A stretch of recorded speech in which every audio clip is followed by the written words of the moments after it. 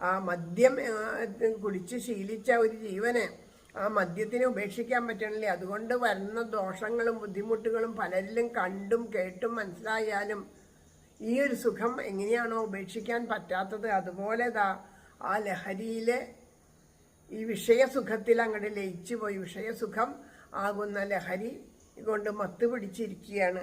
അപ്പം അതുകൊണ്ട് ഏതോ ഒരു ഭാഗ്യം കൊണ്ട് എങ്ങനെയൊക്കെയോ ആ ഭഗവാന്റെ ആ പാദപത്മത്തില് ഒരിഷ്ടമുണ്ടായി, ഭഗവാന്റെ കഥകളിൽ ഒരിഷ്ടമുണ്ടായി, ഭഗവാന്റെ നാമത്തിൽ ഒരിഷ്ടമുണ്ടായി.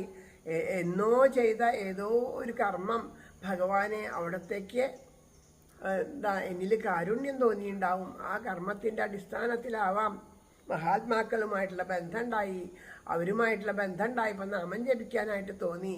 ആ ഭഗവത് കൃപ നമ്മുടെ നേരെ തിരിഞ്ഞു. അങ്ങനെ ഓരോരുത്തരുടെയും